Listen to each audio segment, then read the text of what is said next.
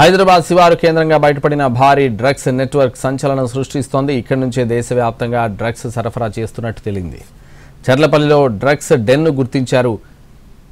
ఎండి కంపెనీలో మెఫిడ్రిన్ మత్తు పదార్థం తయారీని గుర్తించారు మహారాష్ట్ర పోలీసులు. ఆకస్మిక దాడి చేసి ఇద్దరిని అరెస్ట్ చేశారు. పోలీసుల దాడిలో 5.96 కిలోల మెఫిడ్రిన్, 35,500 లీటర్ల రసాయనాలు, 950 కిలోల ముడి సరుకు సీజ్ చేశారు. ముంబైలో అరెస్ట్ అయిన బంగ్లాదేశీ మహిళ కేసు ఆధారంగా డ్రగ్ తయారీ యూనిట్ బట్టబయలైంది. వసాయ్ విరార్ కమిషనరేట్ పోలీసులు ఆగస్టు 8న బంగ్లాదేశ్ మహిళ ఫాతిమా మురాద్ షేక్ అలియాజ్ మొల్లాను అరెస్ట్ చేశారు. మహిళ వద్ద 105 గ్రాముల మెఫిడ్రిన్ను స్వాధీనం చేసుకున్నారు. మహిళ ఇచ్చిన సమాచారం ఆధారంగా మరో 10 మందిని అదుపులోకి తీసుకున్నారు పోలీసులు. చర్లపల్లి నవోదయ కాలనీలోని వాగ్దేవి ల్యాబొరేటరీస్ పేరుతో కంపెనీ ఏర్పాటు చేశారు. యజమాని ఓలేటి శ్రీనివాస్ విజయ్, అతని సహాయకుడు తానాజీ పట్వారీని అరెస్ట్ చేశారు.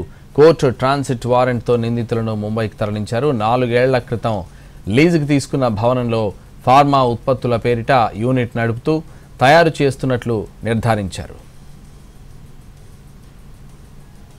దేశవ్యాప్తంగా ఉన్న లింక్స్ పై లోతుగా విచారణ జరుపుతున్నారు మహారాష్ట్ర పోలీసులు.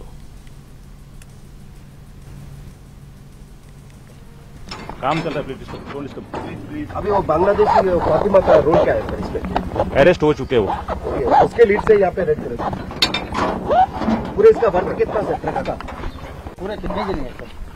काम चल रहा है प्लीज अभी वो बांग्लादेशी फातिमा का रोल क्या है सर इसमें?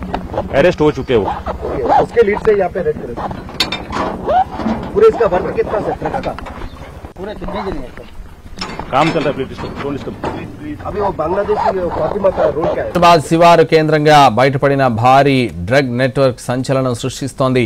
ఇక్కడి నుంచే దేశవ్యాప్తంగా డ్రగ్స్ సరఫరా చేస్తున్నట్లు తేలింది. చర్లపల్లిలో డ్రగ్స్ డెన్ను గుర్తించారు. ఇదే విషయానికి సంబంధించి మరింత సమాచారం మా ప్రతినిధి కిరణ్ లైవ్ లో అందిస్తారు. కిరణ్, సంతోష్, ముంబైలో డ్రగ్స్ తీగలాగితే హైదరాబాద్ లో డొంకంతా కదిలింది. ప్రస్తుతానికి చెర్లపల్లిలో మాత్రం ముంబై పోలీసులు దర్యాప్తు కొనసాగిస్తున్నారు. చెర్లపల్లిలోని వైదేహి కాలనీలో కూడా డ్రగ్స్ డెన్ ఎక్కడైతుందో దానికి సంబంధించి కూడా ఇంకా రైట్స్ కొనసాగుతున్నాయి. ప్రస్తుతం మనము వాగ్నేయానికి సంబంధించిన కంపెనీలో ఉన్నాము. అయితే ఇప్పటివరకు పరిశీలిస్తే కూడా చెర్లపల్లిలో ఈ డ్రగ్స్ కేసుకు సంబంధించి శ్రీనివాస విజయ్ ఓలేటి చరిత్రపై పోలీసులు అయితే ఆరా తీస్తున్నారు.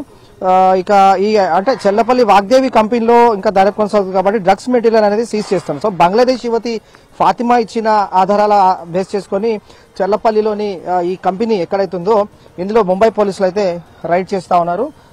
హైదరాబాద్ కు చెందిన వైలెట్ శ్రీనివాస్ అలాగే విజయ్ అయితే ఇద్దరు అరెస్ట్ చేసి రిమాండ్ కూడా తరలించడం జరిగింది. సో వాగ్దేవి ల్యాబ్ లో ఇంకా కూడా మహారాష్ట్ర పోలీసులు తనిఖీలు కొనసాగుతున్నాయి. మరికొద్దిసేపట్లో సీజ్ చేసిన డ్రగ్ మెటీరియల్ కూడా మహారాష్ట్ర తరలించబోతుంది. సో 5 కిలోల డ్రగ్ తో పాటుగా 960 గ్రాముల మెఫిడ్రిన్ డ్రగ్ స్వాధీనం చేసుకున్నారు.